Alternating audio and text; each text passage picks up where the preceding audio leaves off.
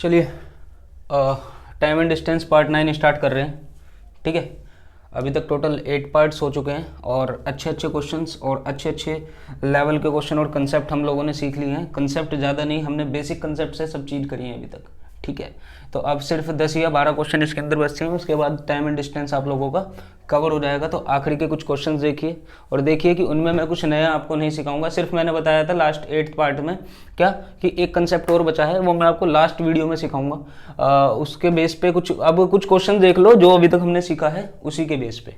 कह रहा है कि N express train running at 100 kilometre per our stops for 3 minute after every 75 kilometre. क्या कि एक एक्सप्रेस ट्रेन है भाई जिसकी स्पीड कितनी है 100 किलोमीटर पर आवर की है और वो हर 75 किलोमीटर कंप्लीट करने के बाद, हर 75 किलोमीटर कंप्लीट करने के बाद 3 मिनट के लिए रुक जाती है। आगे इतनी बात समझ में? आगे चलो। Also, a passenger train running at 50 kilometre per our stops for 1 minute after every 25 kilometre. एक पैसेंजर ट्रेन भी है जो भाई जिसकी स्पीड कितनी है 50 किलोमीटर पर आवर है और ये हर 25 किलोमीटर चलने के बाद पैसेंजर ट्रेन 1 मिनट के लिए रुक जाती है, ब्रेक ले लेती है, स्टॉप हो जाती है। ठीक है, आगे पूछो, देखो क्या कह रहा है।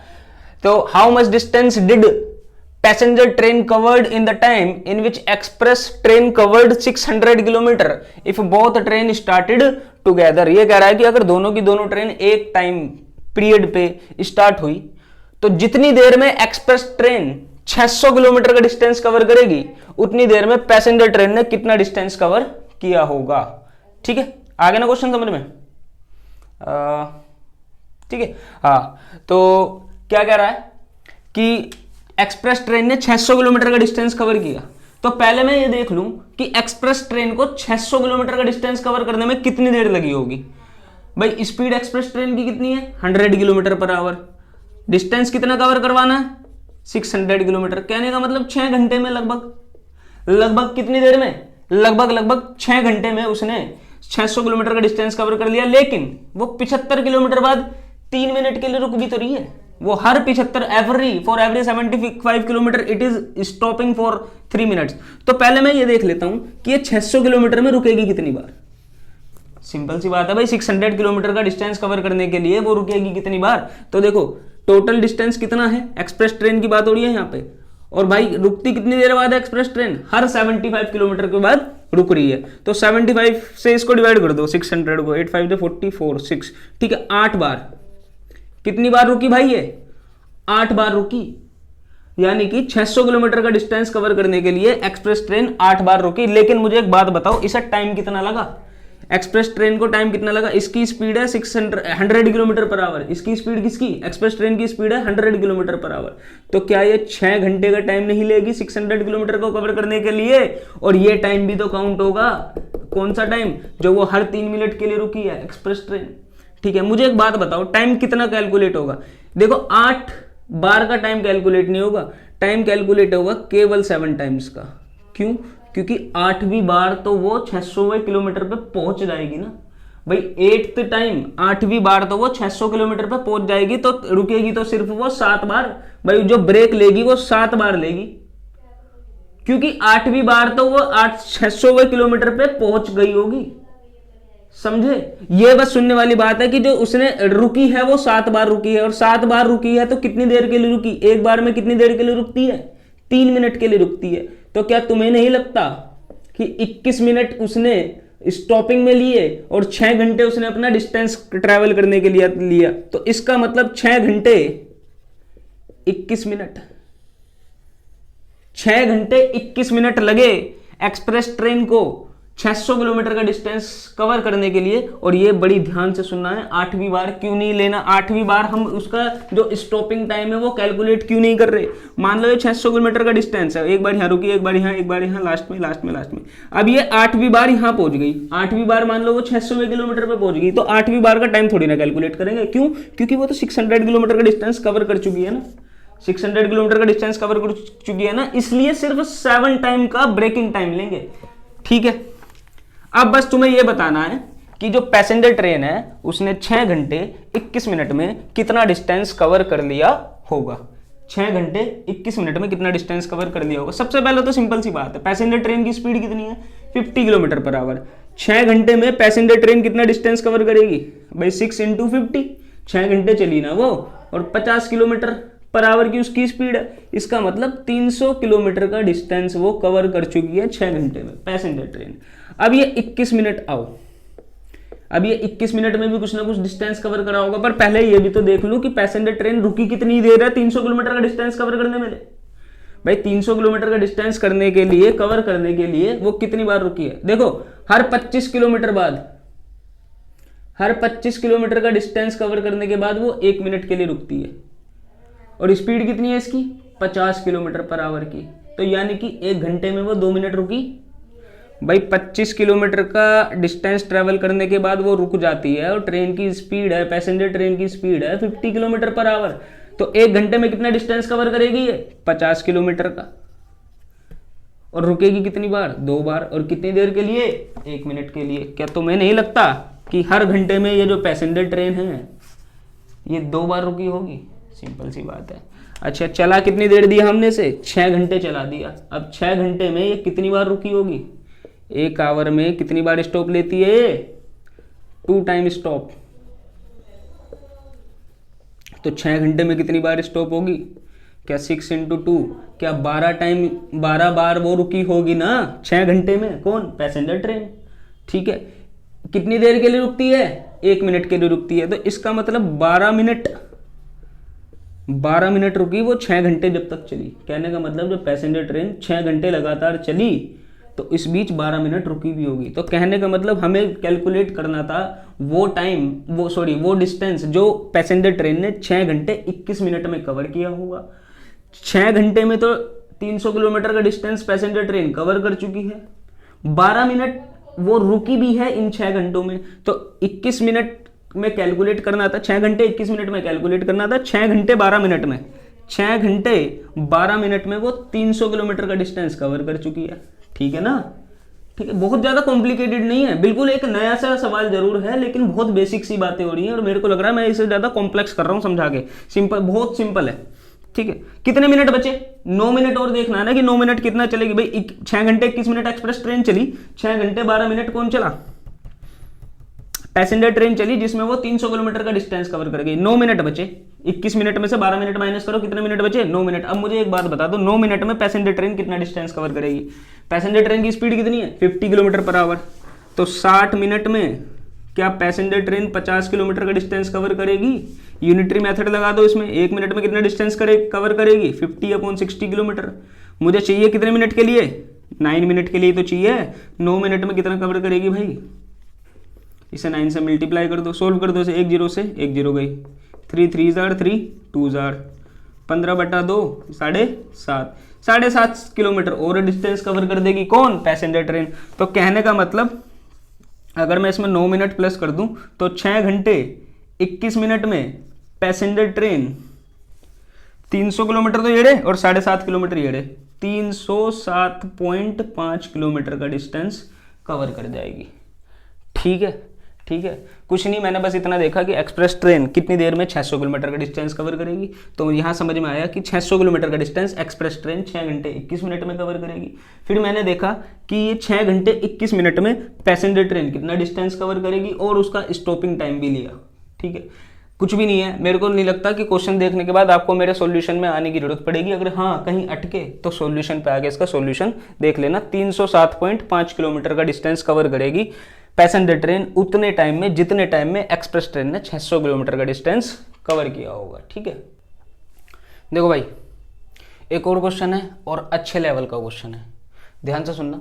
कह रहा है कि speed of a engine of a train is 24 kilometre per our. क्या कि किसी ट्रेन के इंजन की जो स्पीड है, ईंधन जो सबसे अगला डिब्बा होता है, या इंजन ईंधन जो भी आप लोग बोलते हैं उसको, उसकी स्पीड है 24 kilometre per our without any wagon. Wagon मतलब रेल का डिब्बा, कि जब उसके साथ कोई भी रेल का डिब्बा अटैच नहीं है, कोई भी वैगन अटैच नहीं है, तो उसकी स्पीड है भाई 24 किलोमीटर पर आवर। ये मान लो इंजन है और इसके साथ अभी कोई भी डिब्बा अटैच नहीं है रेल का, तो भाई इसकी स्पीड है 24 किलोमीटर पर आवर। आगे कह रहा है the decrease in speed of engine is directly proportional to the square root of the number of wagons attached.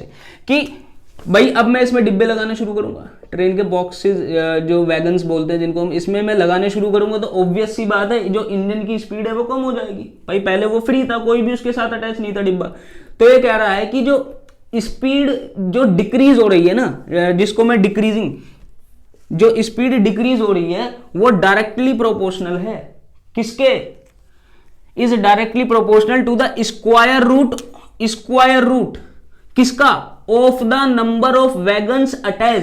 कि जितने भी वैगन्स इसमें अटैच करोगे, जितने भी वैगन्स इसमें क्या करोगे, वैगन्स मतलब जितने भी डिब्बे इसके अंदर अटैच करोगे उसकी स्पीड घट जाएगी। और उसके लिए उन्होंने एक फॉर्मूला दे दिया कि जो डिक्रीजिंग स्पीड है, जो घटेगी स्पीड, वो डायरेक्टली प्रोपोर्शनल होगी square root of the number of wagons attached with the engine. Square root of the number of wagons attach with the engine. कितनी स्पीड घट जाएगी, जितने वैगन्स उसमें लगाओगे उसका स्क्वायर रूट डायरेक्टली प्रोपोर्शनल होगा डिक्रीज इन स्पीड। ठीक है, अब एक कंडीशन दे दी इसने, क्या, speed becomes 20 kilometre per hour. इसने कहा कि जो इंजन की स्पीड है जो 24 किलोमीटर पर आवर थी विदाउट एनी वैगन, वो 20 किलोमीटर पर आवर हो जाती है इफ 4 वैगन्स आर अटैच्ड। अगर 4 वैगन्स यानी कि 4 डिब्बे, 1 2 3 4, अगर मैं इसके साथ 4 डिब्बे जोड़ देता हूं तो इसकी स्पीड अब हो जाती है इंजन की 20 किलोमीटर पर आवर। तो मुझे एक बात बताओ, मैं नंबर ऑफ वैगन्स को मैं एक्स से डिनोट कर रहा हूं, नंबर ऑफ वैगन्स को किससे डिनोट कर रहा हूं, एक्स से डिनोट कर रहा हूं। अच्छा, स्पीड कितनी घटी, भाई पहले इंजन की स्पीड 24 थी, अब स्पीड कितनी हो गई 20 किलोमीटर पर आवर होगी ना। 24 माइनस 20, क्या 4 किलोमीटर पर आवर नहीं घट गई। तो इसका मतलब जो डिक्रीजिंग स्पीड है वो कितनी होगी 4 किलोमीटर पर आवर। ये डायरेक्टली प्रोपोर्शनल है। और एक्स, कितने नंबर ऑफ इंजन, कितने नंबर ऑफ वैगन अटैच हैं, 1 2 3 4। तो भाई 4 डिब्बे जब जोड़े तो अकॉर्डिंग टू द क्वेश्चन कि डिक्रीजिंग डायरेक्टली प्रोपोर्शनल है नंबर ऑफ वैगन्स के स्क्वायर रूट्स के। तो अब क्या मैं इसे सोल्व कर सकता हूं, देखो डायरेक्टली प्रोपोर्शनल का साइन हटता है तो आप सबको पता है इक्वल टू का साइन लगता है और एक कांस्टेंट लगता है, जिसको हम के बोल रहे हैं। ठीक है, क्या इसको सोल्व कर सकते हो तुम, 4 को स्क्वायर रूट में से बाहर निकालो तो क्या, स्क्वायर रूट में से बाहर निकालो तो क्या 2 आएगा, सिंपल सी बात है। तो क्या मतलब, इसका मतलब 2 से 2 गया तो मुझे k की वैल्यू मिल गई। एक्चुअल में k की वैल्यू कितनी आ गई, 2 आ गई, यानी कि कांस्टेंट की वैल्यू आ गई। यानी कि मुझे एक फॉर्मूला मिल गया कि decrease is speed will be equal to 2 into under root में x। ये डिक्रीज इन स्पीड है, ये डिक्रीज इन स्पीड, क्या कि कितनी स्पीड घटी वो इक्वल होगा, कांस्टेंट की वैल्यू हमने 2 से निकाली है और रूट में x क्या डिनोट करता है, नंबर ऑफ वैगन्स। ठीक है, अब आगे क्या करा, find the maximum number of wagons that can be attached to engine. कितने वैगन्स, कितने बॉक्सेस, कितने डिब्बे मैं इंजन के साथ जोड़ सकता हूं, कितने, मैक्सिमम से मैक्सिमम बता दो, मैक्सिमम कितने जोड़ सकता हूं। तो सबसे पहले तो मैं देख लेता हूं, भाई ज्यादा से ज्यादा जोड़ दूंगा तो पहले मैं देखता हूं कि ये इंजन कब चलना बंद हो जाएगा। यानी कि इतने सारे वैगन्स में इसके साथ जोड़ दूंगा कि इंजन आगे चलना ही बंद हो जाए। यानी कि इसकी डिक्रीज कितना कर दूं, 0 कर दूं, डिक्रीज कितना कर दूं इसको, कि इसकी स्पीड इंजन की कितनी कर दूं, 0 किलोमीटर पर आवर कर दूं। और इंजन की स्पीड 0 किलोमीटर पर आवर कब हो जाएगी, जब decrease in speed 24 kilometre per our हो जाएगा। यानी कि इंजन की स्पीड एक्चुअल में कितनी है 24 किलोमीटर पर आवर, और मैं घटा रहा हूं इंजन की स्पीड 24 किलोमीटर पर आवर। तो फाइनल स्पीड ऑफ इंजन कितनी हो जाएगी, 0 किलोमीटर पर आवर। ऐसा मैं क्यों कर रहा हूं वो भी अभी समझ में आएगा। तो मैंने कितनी स्पीड घटाई इंजन की, 24 किलोमीटर पर आवर।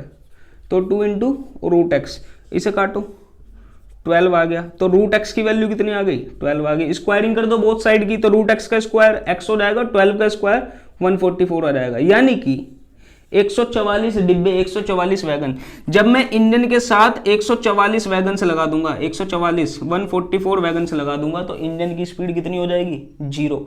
तो 0 तो करनी नहीं है। इसने पूछा है कि इंजन चलता रहना चाहिए, इंजन चलता रहना चाहिए तो कितने ज्यादा से ज्यादा डिब्बे लगाऊं। तो 144 जब डिब्बे लग जाते हैं, वैगन से लग जाते हैं, तो इंजन की स्पीड कितनी हो जाती है, 0। तो कहने का मतलब अगर मैं 144 में से एक डिब्बा हटा दूं, यानी कि 143 वैगन्स लगा दूं इसके अंदर, 143 डिब्बे जोड़ दूं इंजन के साथ, तो इंजन चलेगा। क्यों? क्योंकि 144 वाट बॉक्स लगाने से, वैगन लगाने से, डिब्बा लगाने से तो इंजन की स्पीड क्या हो जाती है? 0। समझे? तो कुछ नहीं है, इसने एक कंडीशन दे रखी थी क्या, कि डिक्रीज इन स्पीड होगा नंबर ऑफ वैगन्स का स्क्वायर रूट उसका डायरेक्टली प्रोपोर्शनल। तो उसने एक कंडीशन दे दी कि जब 4 किलोमीटर की स्पीड घटाई तो 4 डिब्बे लगे थे, जब 4 डिब्बे लगे तो 4 किलोमीटर पर आवर की स्पीड घट गई। तो यहाँ से मुझे एक्चुअल में उसने एक कंडीशन दी जिससे कि मैं कांस्टेंट का पता लगा लूँ, और मुझे कांस्टेंट का पता लग गया तो मुझे एक कंडीशन मिल गई, क्या? Decrease in speed will be equal to 2 into under root में एक्स का डिनोट कर रहा है नंबर ऑफ वैगन्स। मैंने देख लिया कि इंजन की स्पीड को पहले 0 कर देता हूँ, तो जब 144 डिब्बे लग जाते हैं इंजन के साथ तो इंजन की स्पीड 0 हो जाती है। तो मैक्सिमम पूछा था इसने कि ज़्यादा से ज़्यादा कितने लगा सकता हूँ, तो 144 वैगन पे तो 0 होती है, तो 144 में से एक वैगन हटा दो तो यानी कि 143 वैगन पे इंजन आगे चल पड़ेगा। ठीक है, चलो भाई एक और क्वेश्चन है, और ठीक ठाक सा क्वेश्चन है, आपका आ जाएगा 12th तक के एग्जाम के लेवल में आने लायक क्वेश्चन है। कह रहा है कि the distance between 2 station P and Q is 650 kilometre. भाई 2 स्टेशन है P और Q, ठीक है, इनके बीच की जो डिस्टेंस है वो 650 किलोमीटर है, 650 किलोमीटर है। ठीक है, कह रहा है कि 2 trains from both station starts towards each other at same time meets in 10 hour. कि भाई 2 ट्रेन है, इस ट्रेन को मैं T1 बोल रहा हूँ, इस ट्रेन को मैं T2 बोल रहा हूँ, इसकी स्पीड S1 बोल रहा हूँ, इसकी स्पीड S2 बोल रहा हूँ, और ये दोनों एक दूसरे की तरफ चली और 10 घंटे में मीट करती हैं, 10 घंटे में मिलती है। तो इसका मतलब मैं इनकी रिलेटिव स्पीड बता सकता हूँ। जब ये एक दूसरे की तरफ चल रही हैं तो इनकी relative speed S1 plus S2 होगी। सिंपल सी बात है, कब से बढ़ते आ रहे हैं, तो मुझे इनकी स्पीड बता दो। स्पीड इजिकल टू एक्चुअल में होता क्या है, डिस्टेंस अपॉन टाइम। 650 किलोमीटर का डिस्टेंस ये लोग 10 घंटे में कवर कर रही हैं, तो यानी कि इनकी जो रिलेटिव स्पीड है यानी कि S1 प्लस S2 इनकी कितने किलोमीटर आ गई, 65 किलोमीटर पर आवर। ये इनकी रिलेटिव स्पीड आ गई क्योंकि एक दूसरे की तरफ आ रही है। आगे चलो, कह रहा है कि if one train starts after 4 hour 20 minutes of another train. ये कह रहा है कि अगर एक ट्रेन दूसरी ट्रेन के कंपैरिजन में 4 घंटे 20 मिनट बाद चलती है, then they meet after 8 hours, तो वो भाई 8 घंटे बाद मिलती हैं। यहां पे कहना क्या चाह रहा है, 8 घंटे बाद मतलब मान लो कि 4 घंटे 20 मिनट ये वाली ट्रेन चल ली, 4 घंटे 20 मिनट, मैं एग्जांपल ले रहा हूं, ट्रेन 1 चली, तो इसके बाद जब ये चलना, ये 4 घंटे 20 मिनट यहां तक चल चुकी है, भाई इस ट्रेन ने कुछ ना कुछ डिस्टेंस कवर करा होगा ना P स्टेशन से, अब ये एक दूसरे की तरफ, अब इसने चलना शुरू करा 4 घंटे 20 मिनट बाद, तो ये अब ये 8 घंटे में मिलती है। ये कहना चाह रहा है कि 4 घंटे 20 मिनट ये T1 ट्रेन 1 चली, और जब ये 4 घंटे 20 मिनट हो गए तो उधर से T2 ट्रेन 2 ने चलना शुरू करा, और उसके बाद इन्हें 8 घंटे लगे आपस में मिलने में। तो क्या तुम मुझे बता सकते हो कि इसने कितना डिस्टेंस कवर करा होगा? भाई इसने दोनों ट्रेन की, find the speed of the both train, दोनों ट्रेन की स्पीड बताओ। तो देखो बिल्कुल सिंपल मिल गया। क्या तुम बता सकते हो कि 8 घंटे में इन दोनों ट्रेन ने मिलकर कितना डिस्टेंस कवर करा होगा? सिंपल है, दोनों ट्रेन एक साथ की रिलेटिव स्पीड कितनी है, 65 किलोमीटर पर आवर, तो 8 आवर में इन्होंने कितना डिस्टेंस कवर करा होगा? Distance equal to speed into time. इनकी रिलेटिव स्पीड कितनी है, 65। 8 घंटे की बात हो रही है, 8 पंजे 40, 520, भाई 520 किलोमीटर का डिस्टेंस कवर कर दिया होगा इन्होंने। ये डिस्टेंस यानी कि 520 किलोमीटर वो डिस्टेंस है जो दोनों ट्रेन ने एक साथ मिलकर आपस में कवर किया। अच्छा, ये डिस्टेंस कितना बचा भाई? ये टोटल 650 है, ये डिस्टेंस कितना है, 130 किलोमीटर। ये डिस्टेंस कितना है, 130, 130 किलोमीटर। और ट्रेन 1 ने इस डिस्टेंस को कितनी देर में कवर किया है, 4 घंटे 20 मिनट। 4 घंटे 20 मिनट को पहले तो आवर में चेंज कर दो, 4 और 20 बाय 60 आवर। भाई मिनट को 6 आवर में करने के लिए 60 से डिवाइड करेंगे, 3 4 12, 13 बाय 3 आवर्स, 13 घंटे, 13 बाय 3 आवर्स। 4 घंटे 20 मिनट को हम 13 बाय 3 आवर्स भी कह सकते हैं। अच्छा, ट्रेन 1 की स्पीड इक्वल टू कितना होता है, S1 डिस्टेंस अपॉन टाइम। क्या ट्रेन 1 ने 130 किलोमीटर का डिस्टेंस जो है वो 13 अपॉन 3 आवर्स में कंप्लीट किया है, 13 अपॉन 3 आवर्स। ये 3 यहाँ चला जाएगा तो ये हो जाएगा एक्चुअल में 130 upon 13 into 3, 13 10 are 30 kilometre per hour, यानी कि स्पीड 1 जो पी स्टेशन से ट्रेन चली है उसकी स्पीड मुझे कितनी मिल गई, 30 किलोमीटर पर आवर। इन दोनों की कंबाइंड स्पीड कितनी है, 65 किलोमीटर पर आवर। तो एक बात बताओ, S1 को तुम 30 बोलोगे, S प्लस S2 कितना है, 65 ही तो है। तो क्या यहाँ से तुम्हें S2 65 minus 30 35 kilometre per our नहीं मिल गया, ठीक है। तो स्पीड 1 आ गई 30 किलोमीटर पर आवर और स्पीड 2 आ गई 35 किलोमीटर पर आवर। तो क्या ये क्वेश्चन इसी तरीके से हो सकता है, नहीं, हजारों तरीके से, बहुत सारे कंसेप्ट इसमें लग सकते हैं। कंसेप्ट वो अच्छा है जिस पे आपका हाथ चले, जिस पे आप तेजी से ये काम कर दो। ये बहुत देर का काम नहीं है, ये 1-1.25 मिनट का काम है सारा, ठीक है। अगला क्वेश्चन देखते हैं। देखो भाई, एक और क्वेश्चन है और पिछले क्वेश्चन के जैसा कुछ कुछ इसमें कंसेप्ट यूज होगा, तो एक बार पॉज करके प्रैक्टिस करना और नहीं हो तो सॉल्यूशन पे आना। क्या रहा है कि 2 places P and Q are 60 kilometre apart, कि भाई 2 जगह हैं P और Q, इन दोनों के बीच में 60 किलोमीटर का डिस्टेंस है। 2 person starts towards each other at same time and meets after 6 hour. भाई एक पर्सन है, इसको मैं P नाम दे रहा हूँ, और दूसरा पर्सन है, उसको Q नाम दे रहा हूँ, जो एक दूसरे की तरफ चलते हैं। तो भाई 6 घंटे में मिलते हैं। कितने घंटे में मिलते हैं, 6 घंटे में। तो इसका मतलब मैं P और Q की रिलेटिव स्पीड इजीली निकाल सकता हूँ। स्पीड आपको पता है क्या होता है, डिस्टेंस अपॉन टाइम। कितना डिस्टेंस है, 60, टाइम कितना लिया है, 6 घंटे। यानी कि इन दोनों की कंबाइन, क्योंकि टुवर्ड्स ईच अदर है, एक दूसरे की तरफ है, तो इनकी जो स्पीड है वो कंबाइंड जो होगी वो ऐड हो जाएगी। तो मैं इसकी स्पीड को S1 बोलता हूँ और इसकी स्पीड को S2 बोल रहा हूँ। तो क्या मैं S1 प्लस S2 की वैल्यू नहीं आ गई मेरे पास 10 किलोमीटर पर आवर। सिंपल सी बात है, ठीक है।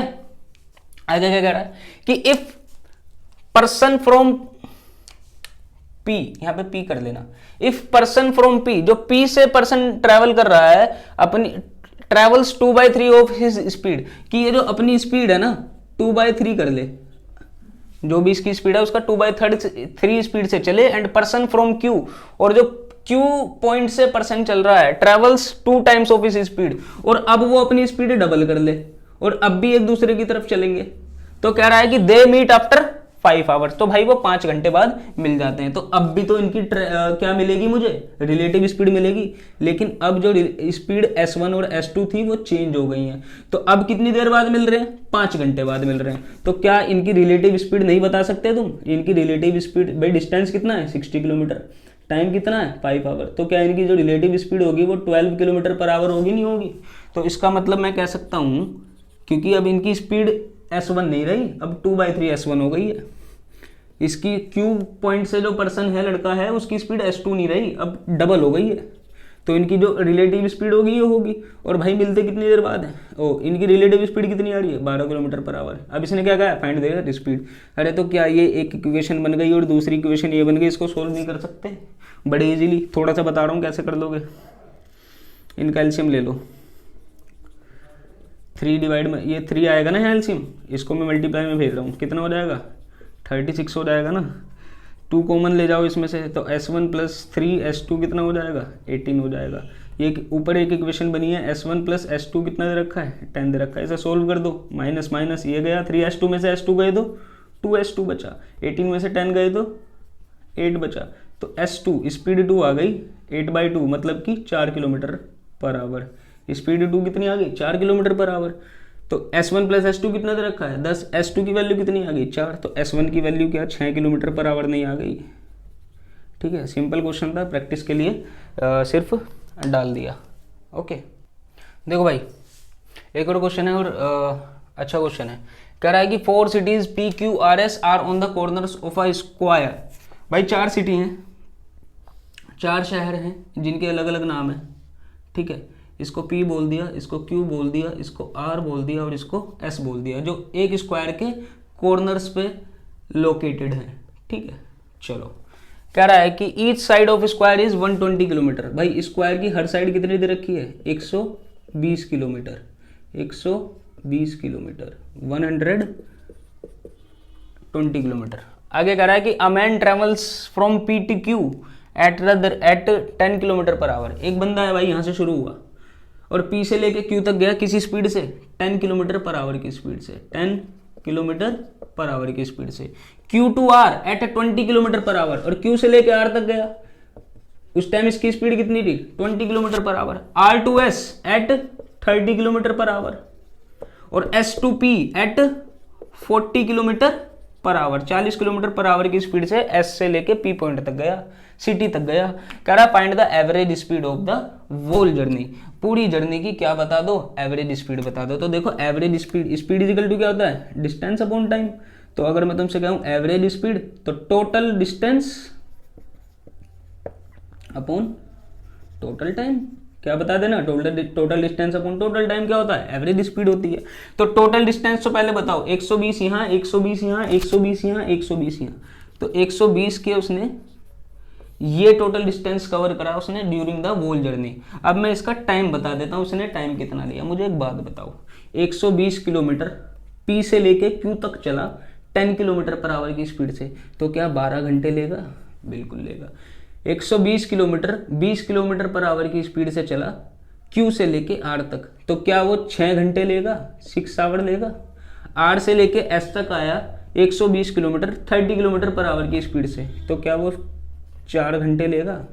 अब भाई ये चीज़ नहीं समझाऊंगा। S से लेके P तक गया 120 किलोमीटर 40 किलोमीटर पर आवर की स्पीड से, तो क्या वो 3 घंटे लेगा? तो टोटल डिस्टेंस कितनी आ गई 120 इंटू 4। टोटल टाइम कितना आ गया कैलकुलेट कर दो, 12 प्लस 6 18, 18 प्लस 4 22 और 22 प्लस 3 25, 22 प्लस 3 कितना हो गया 25 हो गया। इसे सोल्व कर दो, इसे सोल्व कर दो भाई, देखो कितना आया 5 5 सार और 5 24 सार, तो 96 4 4 सार 16 96 बाई 5 किलोमीटर पर आवर इसकी क्या आ गई एवरेज स्पीड आ गई। ठीक है एवरेज स्पीड आ गई। अच्छा एक बात और बताऊं, जब एवरेज स्पीड का जब भी क्वेश्चन आए ना तो ये जरूरी नहीं है कि आप लोग डिस्टेंस वही ले जो उसने दी हो। भाई इसने 120 किलोमीटर साइड दी है ना स्क्वायर की, वो कुछ भी साइड दे सकता है, तो तुम ऐसी साइड ऐसी डिस्टेंस लेना कि जो उसकी स्पीड दे रखी है ना, जो भी उसने हर बार अलग अलग स्पीड दे रखी है अलग अलग सिटी पे पहुंचने की, उन सब से वो ईजिली डिवाइड हो जाए, ईजिली क्या हो जाए डिवाइड हो जाए। ठीक है ऐसे कुछ प्रैक्टिस करोगे तो समझ में आ जाएगा। आई थिंक ये क्वेश्चन आपको समझ में आ गया होगा। ये सिंपल क्वेश्चन था पर फिर भी मैंने डाल दिया है। अब क्या है, अब केवल आपका एक पार्ट बच रहा है, एक टाइम एंड डिस्टेंस का एक और पार्ट आएगा और फिर टाइम एंड डिस्टेंस हम बंद कर देंगे। बंद गया खत्म ही हो जाएगा लगभग, और उसके बाद तो केवल प्रैक्टिस बचती है। एक कंसेप्ट बचा है जो मैं सबसे लास्ट में बताऊंगा, और उस कंसेप्ट का बहुत ज़्यादा यूज़ नहीं होता है, फिर भी वो बताना जरूरी है कि कोई कंसेप्ट हमारा छूट ना जाए। और मैं फिर से बता रहा हूँ, मैंने आपको आज तक बताया क्या है, इसको सम अप कर रहा हूँ। मैंने आपको सिंपल सा एक फॉर्मूला बताया, speed is equal to distance upon time, सबको पता है। दो ऑब्जेक्ट एक दूसरे की तरफ चलेंगे अलग अलग स्पीड से, तो इनकी जो रिलेटिव स्पीड होगी वो ये होगी। दो ऑब्जेक्ट एक दूसरे सेम डायरेक्शन में चलेंगे तो जो इनकी रिलेटिव स्पीड होगी वो s1 माइनस s2 होगी। ठीक है, और एक क्या बताया था कि स्पीड जो है हमेशा इन्वर्सली प्रोपोर्शनल होती है टाइम पीरियड के। स्पीड जो है डायरेक्टली प्रोपोर्शनल हो जाएगी तुम्हारे डिस्टेंस के। ठीक है, और अगर मैं क्या करूं, बस यही चीज़ें लगभग ये बताई हैं, इसके अलावा कुछ बताया नहीं है। सारे क्वेश्चंस इन्हीं कंसेप्ट से हो गए हैं, अब तो केवल प्रैक्टिस बनती है। बेसिक बहुत ज़्यादा मेरे हिसाब से क्लियर हो गया होगा। प्रैक्टिस कीजिए और मैं भी भाई करवाऊंगा, पर धीरे धीरे पहले सिलेबस को कंप्लीट करने की कोशिश कर रहे हैं कि बेसिक सब चीज़ों का क्लियर हो जाए, फिर तो क्वेश्चन तो हम करते ही रहेंगे। ठीक है, तो एक और पार्ट आएगा उसका वेट कर लेना थोड़ा सा, और फिर बस टाइम एंड डिस्टेंस खत्म हो जाएगा। ये पार्ट 9 था।